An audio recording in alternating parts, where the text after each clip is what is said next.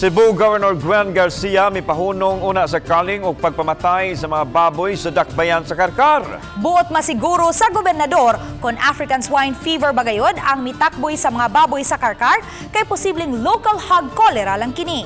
Samtang Cebu Provincial Government mupahigayon og massive vaccination sa mga baboy sa mga apektadong barangay. Ani ang report. Immediately stop. Stop the culling. We will just prohibit exit of this, but now, as with all the other mayors that were here, Human sa gipatawag nga tigom ni Cebu Governor Gwen Garcia uban ni Karkar City Mayor Patrick Barcinas ug laing walo pa ka mga local chief executives sa mga lungsod gimando nini ang pagpahunong una sa culling o pagpamatay sa mga baboy.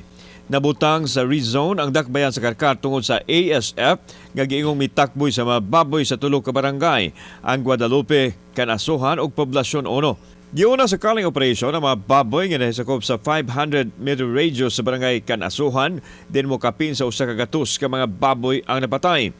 Ang sunod unta mo ang barangay Guadalupe apan gipugan una ang culling sulod sa 7 ka adlaw aron maobserbahan ang mga baboy. Gikwestiyon ni Governor Garcia ang proseso sa pagkuha sa sample sa mga baboy nga wa mahasubay sa protocol nga angayang sundon. Sa slaughterhouse matud pagikuha ang sample nga angayan unta sa hog farm ug dili lang pod sa dugo kundi angayan untang gikuhaan usab og sample gikan sa spleen. Natahap si Garcia kung ASF ba ang nakaigo sa mga baboy kay managsama ra kini og symptoms sa hog cholera. we don't have that here. Yes, na ay namatay because cholera can also be lethal if it's not treated. But there's a difference. While for ASF,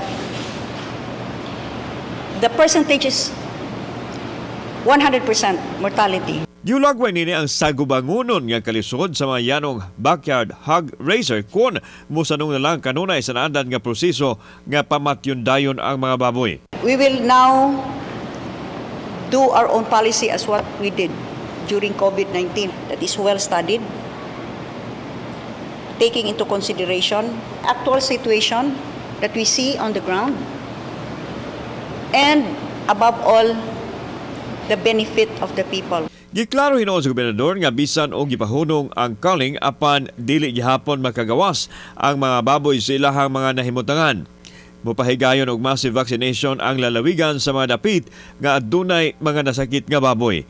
Samtang ikinakdang muhatag og ayudang pinansyal nga tag 5,000 pesos ang kapitulyo ngadto sa mga hog farmer nga apektado. Kauban si Rod Prado, ako si Alan Domingo.